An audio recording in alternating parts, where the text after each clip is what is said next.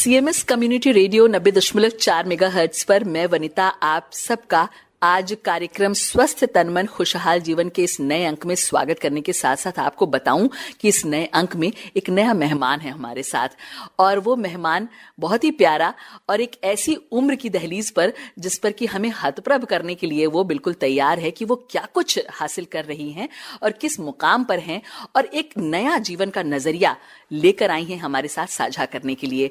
तो हम स्वागत करते हैं आज अपने इस कार्यक्रम के नए अंक में हमारी नए मेहमान आरोही का। आरोही, बहुत बहुत स्वागत आपका सीएमएस कम्युनिटी रेडियो पर। हाय वनिता जी, थैंक्स फॉर वेलकमिंग मी। मुझे आज आपसे मिलकर और आपके सारे लिसनर्स से मिलकर और बात करने में बहुत ज़्यादा दिलचस्पी है और मैं वेट नहीं कर सकती आपसे आगे चर्चा करने में। मैं देख सकती हूँ कि आरोही जो है बहुत एक्साइटेड है और बहुत कुछ ऐसा बताने वाली हैं हमें। आप सोच रहे होंगे आज इस कार्यक्रम में आरोही क्या ऐसा बताने वाली हैं और हमने क्यों उनको आमंत्रित किया है। तो दोस्तों, वीगन एक ऐसा टर्म है, मुझे लगता है कि इससे पहले कि मैं उसके बारे में कुछ आपसे बताऊं, क्योंकि मैं अगर बताऊंगी तो सही हो सकता है ना बताऊं, मगर इसी बात पर चर्चा करने के लिए आज आरोही है हमारे साथ। तो आरोही, इंट्रोडक्शन तो बस मैं ये दे सकती हूँ कि आपका नाम आरोही है, आप जो वीगन एक टर्म है जो कि अभी भी नया है हमारे समाज में, उसके बारे में कुछ बताना चाहती हैं। मगर उसके पहले अगर आप कुछ और कहना चाहती हैं हमारे श्रोताओं से अपने परिचय के लिए, तो उसके लिए भी you are most welcome. Thank you Vanita जी।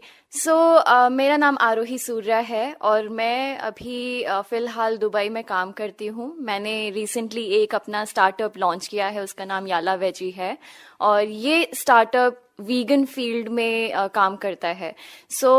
मैं अपने बारे में थोड़ा बताना चाहती हूँ। 3 साल पहले तकरीबन मैं वीगन बनी। ये एक लाइफस्टाइल होती है जहाँ पे हम किसी भी जानवर, किसी भी एनिमल का यूज़ और अब्यूज़ नहीं करते हैं, चाहे वो खाने में हो या फिर कपड़ों में हो या मेकअप में हो। हम उनका प्रोडक्ट, बाय प्रोडक्ट नहीं यूज़ करते हैं। ये मैं वीगन इसलिए नहीं बनी क्योंकि मुझे एकदम से एनिमल से प्यार हो गया या लगाव हो गया, वो तो मुझे पहले से था। बट मैंने काफ़ी सारे रिसर्च पेपर्स पढ़े 3 साल पहले और मैंने काफ़ी सारी डॉक्यूमेंट्रीज को देखा जहाँ पे ये एक्चुअल स्टिंट ऑपरेशन होते हैं, ये फैक्ट्री फार्म्स में जाके, डेयरी फार्म्स में जाके और मीट इंडस्ट्रीज में जाके। और आप अगर अभी भी अमेरिकन कैंसर एसोसिएशन की वेबसाइट पे जाएंगे, वहाँ पे साफ साफ लिखा है कि meat products and dairy products are the leading cause of type 2 diabetes and all the chronic elements, like बहुत सारे ये हड्डी के प्रॉब्लम्स होते हैं। जबकि हमें पढ़ाया जाता है बचपन से कि कि डेयरी और दूध पीने से शक्ति आती है, बल्कि ये प्रूफ हो चुका है, बड़े बड़े रिसर्चर्स ने प्रूव कर चुके हैं कि डेयरी से शक्ति नहीं आती है, डेयरी से diabetes, type 2 diabetes, leading cause of type 2 diabetes होता है ये। जब ये मैंने देखा कि ये हमारी हेल्थ को इतना हार्म कर रहा है, इतना कष्ट पहुंचाता है, इतनी सारी डिजीजेज होते हैं, तो ये लोगों तक पहुंचाने का मेरा एक सपना हो गया कि ये मेरा लाइफ का मिशन है कि मैं इन सारी चीज़ों पे काम करूं एक बड़े स्केल पे, अपने स्टार्टअप के थ्रू या आने वाले जितने भी मेरे बिजनेसेस होंगे, जितने भी मेरे आइडियाज़ होंगे। मेरा लाइफ का यही मोटिव है कि मुझे इस फील्ड में लोगों तक सही इन्फॉर्मेशन पहुंचानी है। मैं एक्चुअली आपकी अब बात सुनकर थोड़ा थोड़ा समझ मेरी अपनी खुल रही है और मुझे वाकई ये जानकर बहुत आश्चर्य हो रहा है आरोही कि सच में हम अपने बचपन से और इनफैक्ट पता नहीं कितने लोग अपने बचपन से और आगे वाली भी पीढ़ी, आने वाली भी पीढ़ी, इनफैक्ट आप लोगों ने भी, जो आप इतने यंग हो, इस पीढ़ी ने भी बचपन से यही जाना है और यही सीखा और यही खाया पिया है। हाँ, ये हम कह सकते हैं कि नॉन वेजिटेरियन और वेजिटेरियन में हम बहुत आसानी से डिफ्रेंशिएट कर लेते हैं, मगर बात यहाँ पे बिल्कुल इससे इतर हो रही है। हम यहाँ पे शाकाहारी और मांसाहारी की बात ही नहीं कर रहे हैं, हम वीगन डाइट की बात कर रहे हैं, जिसके बारे में आपने जब बताया तो it was an eye opener. मैं बहुत फ्रैंकली आपको बताऊं कि लगा कि जो दूध हम पीते हैं, चाहे वो पैकेट में ही क्यों नहीं आता है, या गाय से हम दूह करके मगर अब उससे आगे बढ़कर जब लोग सोच रहे हैं, और आप जैसे जो युवा हैं जब सोच रहे हैं, तो पहले तो आप बधाई की पात्र हैं। मुझे लगता है आपने कितने सारे लोगों को, मे बी आपने अपने घर के लोगों को, अपने फ्रेंड्स को, अपने रिलेटिव्स, उन सबको भी इस बारे में बताया होगा, और आई एम श्योर कि आपने कन्विंस भी कर लिया होगा, उनको भी वीगन में तब्दील कर लिया होगा। तो थोड़ा सा हमें विस्तार दीजिए इस बात से कि उसको अमल पर लाना और उसको जीवन में अपने आत्मसात करना, ये कैसे संभव है और कैसे इसको करा जा सकता है? बिल्कुल, हमें बचपन से एक कंडीशनिंग होती है कि हमें दूध और डेयरी प्रोडक्ट्स पीने चाहिए, उससे हमारी बोन्स स्ट्रांग बनती है और काफ़ी सारे हेल्थ बेनिफिट्स होते हैं। बट जब मैंने काफ़ी सारी रिसर्चेस करी, काफ़ी सारे फेलो वीगन से बात करी, और उन्होंने भी अपना एक्सपीरियंस से बताया कि वो कैसे ये सब चीज़ें पढ़ के ये बने हैं वीगन। सो मैं आपको एक बात बताना चाहती हूँ, वीगन का जो होता है बेनिफिट वो 3 फोल्ड होता है। पहला तो हमारी हेल्थ के लिए होता ही होता है, दूसरा एक ग्लोबल जो हमारा क्लाइमेट चेंज हो रहा है, ग्लोबल वार्मिंग हो रही है, that is caused by animal agriculture. Animal agriculture मतलब मीट के लिए और जो डेयरी के लिए जो हम एनिमल्स को पाल रहे हैं, वो 70% is the cause of the climate change. जो हमारा जो अभी ग्लोबल वार्मिंग हो रही है, वो it is caused by animal agriculture.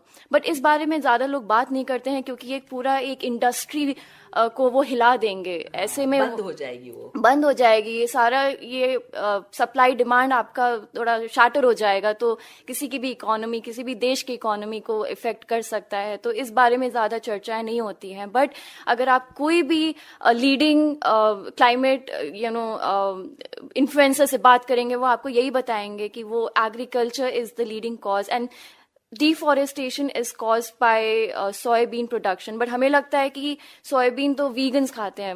नहीं, ऐसा नहीं है। 80% जो सोयाबीन हमारे वर्ल्ड में बनता है वो एनिमल्स को दिया जाता है as a feed. So that is a leading cause of deforestation. तो क्लाइमेट, अर्थ तो एक रीजन है ही वीगन बनने का। दूसरा रीजन है क्रुएल्टी ऑफ एनिमल। तो जब मैं वीगन बनी, मैंने अपने जो मम्मी पापा हैं उनको जब ट्राई किया कन्विंस करने का, वो मेरी बात को बिल्कुल मान ही नहीं रहे थे कि डेयरी में ऐसे, मतलब गांव में ऐसा कुछ होता होगा, भैंसों को लेके, काउस को लेके इतना ज्यादा वो लोग क्रूएल होते होंगे। तो मैंने क्या किया, मैंने एक सामने एक हमारा गांव है यहाँ से 20 किलोमीटर दूर, यहाँ लखनऊ से कुछ दूर पे आप किसी गांव की बात कर रही हैं? हाँ, मैं अपने मम्मी पापा को लेके वहां पे गई। अच्छा। और इतनी सारी भैंसों का झुंड जा रहा था, तो एक फार्मर हमें मिला। तो मैंने सोचा कि उस फार्मर से हम एक बातचीत कर लेते हैं, जो मेरे पेरेंट्स को क्वेश्चन जो समझ नहीं आ रहे मेरी बातें, उनसे डायरेक्टली बात करके समझ आ जाएगा। क्योंकि मैं काफी इंडिया में जो इन्फ्लुएंसर्स हैं उनके वीडियोस देखती हूँ, तो मेरा तो ऑलरेडी ये मिथ बर्स्ट था कि ऐसा ट्रीटमेंट होता है, मुझे बस उनको बिलीव कराना था। तो फार्मर से मैंने जब पूछा कि ये जो भैंसे हैं उनका जो बच्चा जब पैदा होता है, क्योंकि ये 10 महीने का प्रोसेस होता है एक भैंस का, और वो जो बच्चा पैदा करते हैं, बस एक बच्चा पैदा करती हैं एक साल में। हाँ। अगर वो बच्चा मेल होता है तो ये फार्मर क्या करते हैं, ये डायरेक्टली बीफ या कसाई को बेच देते हैं, और उसको ना दूध पीने देते हैं ना कुछ करने देते हैं, ये डायरेक्टली कसाई को बेचा जाता है, उसके उनको पैसे मिलते हैं।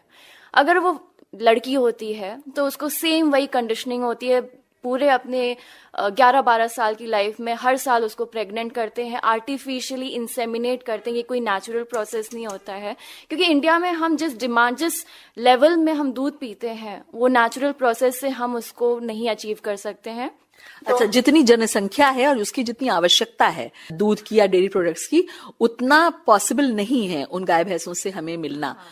तो वो आर्टिफिशियल तरीके से वो रॉड घुसाते हैं भैंस के, और ये एक पोजीशन होती है गवर्नमेंट में, कोई हर साल एलोकेट होता है, गांव जाके ये सब करता है। भैंस दर्द में बहुत ज्यादा चिल्लाती हैं। तो एनीवे, जब अब वो हो गई प्रेग्नेंट, तो हर साल अपनी 11 साल की लाइफ में हर साल उनको ये लाइफ लॉन्ग प्रेग्नेंट होती हैं, अगर आप ऐसे सोचे तो।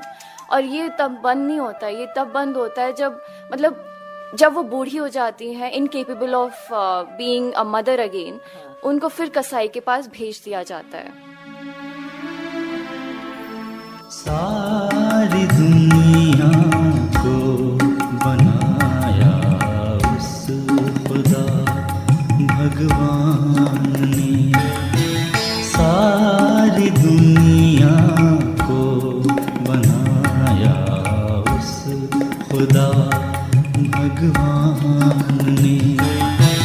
टुकड़े टुकड़े कर दिए देखो मगर इंसान ने, सारी दुनिया को बनाया उस खुदा भगवान ने। तो जब मेरे पेरेंट्स को ये पता चला, लाइक डायरेक्टली वो फार्मर ये सब बातें बता रहा था, तो उनको भी एकदम आँख खुल गई, ऐसे मैं बोलूँगी। तो तब से हम लोग तीनों लोग सिर्फ और सिर्फ प्लांट बेस्ड या वीगन मिल्क यूज करते हैं। और आजकल कोई कमी नहीं है प्रोडक्ट्स की। आपने जैसे पूछा कि मुझे कुछ गिव अप करना होगा वीगन में, ऐसा कुछ नहीं है। मुझे चेंज करना होगा, गिव अप कुछ नहीं करना होता है। सारे सब्स्टिट्यूट्स अवेलेबल होते हैं।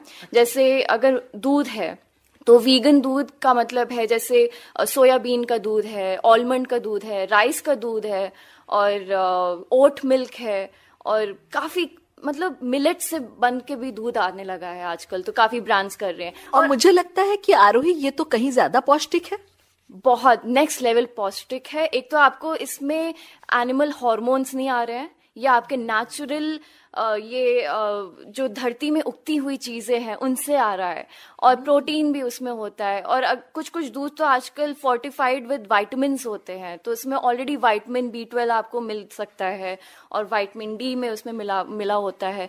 और एक और चीज है, जैसे हम डेयरी में या काऊ या जो भैंस होती है, उसमें कभी कभी जब भैंसों को कैंसर होता है या फिर उनके ओवरी में कुछ प्रॉब्लम होती है, तो उसमें it's not sustainable for farmers to remove it, क्योंकि वो बहुत एक्सपेंसिव होता है। तो कभी कभी वो जो दूध होता है उसमें ऑलरेडी काफी सारे बैक्टीरियाज और पस होता है, तो उसको हटाने में जितना उनको पैसा खर्च होगा उतने में वो लोग उसको कसाई में भेज देंगे, तो वो उसको हटाते नहीं है उस इम्प्योरिटी दूध को। काफी बहुत मिलावट होती है ऐसे हार्मोन्स में, उसकी दूध इतना इम्प्योर हो जाता है। एंड ये जो वीगन मिल्क मैंने बोला है, उसमें ये धरती से उगने वाली चीजें होती हैं, तो कभी उसमें मिलावट होने का कोई होप ही नहीं है। इतना नेचुरल है वो, इतना नेचुरल है। और मुझे लगता है कि आरोही कुछ और आगे बताने ही जा रही है, और उसके पहले मेरे दिमाग में भी वही सवाल लगातार चल रहा है कि आरोही ये सब तो ठीक है, मगर हमें वो पैकेट में बंद या डिब्बे में बंद या गाय के पास जाकर दुहा के ग्वाले से दूध लेना या पनीर लेना या जो भी चीज लेना, वो हम जितने पैसे में लेते हैं, क्या ये वीगन मिल्क या वीगन डेयरी प्रोडक्ट्स, या क्या ये उसके कंपैरिजन में ये उसी लेवल पर आते हैं? जब आप वीगन बनते हैं तो ये एक ऐसी लाइफस्टाइल है कि आप एकदम नीचे लेवल से भी स्टार्ट कर सकते हैं, और ऊपर जाते जाते आप इसको बहुत एक्सपेंसिव लाइफस्टाइल में भी आप कर सकते हैं। तो जब मैं बोलती हूँ आपके पास अफोर्डेबिलिटी नहीं है, आप दूध का ऑल्टरनेट जो होता है वो मैं बोलूंगी कि डबल होता है मार्केट में। अगर कोई चीज 50 रुपए की मिल रही है, उसी का वो जो वीगन मिल्क होता है वो 100-120 रुपए का मिलता है 1 लीटर का। लेकिन ये आप घर में ही बना सकते हैं, ये इतना इजी है बनाना। आप ओट्स लीजिए, ओट्स जो 5 रुपए या 10 रुपए का जितना उसमें मटेरियल यूज होगा, उसको पानी में मिलाइए और मिक्सी में ब्लेंड करके पीस के, और उसको पानी से वो जो सीव होता है ना उसको छान ले, और वो दूध रेडी हो जाता है। यही दूध है, मतलब आप घर बैठे बैठे वीगन मिल्क बना सकते हैं। ये इतना इजी होता है, और आप इसको जितना थिक बनाना चाहें बना सकते हैं, कम पानी यूज करके, या ज्यादा आपको चलाना है तो आप ज्यादा पानी डाल दीजिए। तो मैं इसलिए ये बोल रही हूँ क्योंकि कुछ लोग बोलते हैं कि वीगनिज्म काफी एक्सपेंसिव लाइफस्टाइल है। ये ऐसा नहीं है, क्योंकि घर बैठे बैठे आप राजमा चावल तो खा रहे हैं, वो भी वीगन है, छोले चावल वीगन है। हमारा इंडिया में हम डाइट खाते हैं वो प्रेज्यूमरेबली 90% वीगन होता है, अगर उसमें हम मीट नहीं यूज करें और घी नहीं यूज करें। तो it can be afforded by people from every class. Great, वाकई आपके जज्बे को सलाम है. Thank you so very much. Actually I am impressed, मुझे बहुत अच्छा लगा. तो क्यों ना हम सब अब इस लाइफस्टाइल को अपने जीवन में शामिल करें और एक बेहतर समाज, एक बेहतर धरती और एक बेहतर सोच और अपने बेहतर स्वास्थ्य की ओर अग्रसर हों. आपसे बात करके मुझे ये लगा कि हमारा जो युवा वर्ग है उसकी सोच जो है वो वहां तक है जहां पर हम कभी कभी शुरुआत ही नहीं कर पाते हैं उस सोच की. तो किस तरह से अपनी शिक्षा को एक बेहतर दिशा देना, ये हम आपसे सीख रहे हैं यहाँ पर, और किस तरह से बेहतर दिशा देने के साथ साथ लोगों को भी उस दिशा की ओर अग्रसर करना, ये खासियत है. इस कार्यक्रम के इस अंक को सुनकर मुझे लगता है हम जरूर स्वस्थ तन मन और एक खुशहाल जीवन अपनी धरती को भी दे पाएंगे और स्वयं को भी दे पाएंगे. Thank you very much. Thanks a lot Vanita ji. हर गुरुवार सुनिए कार्यक्रम स्वस्थ तन मन खुशहाल जीवन, CMS कम्युनिटी रेडियो 90.4 मेगाहर्ट्ज पर. स्वस्थ तन मन खुशहाल जीवन.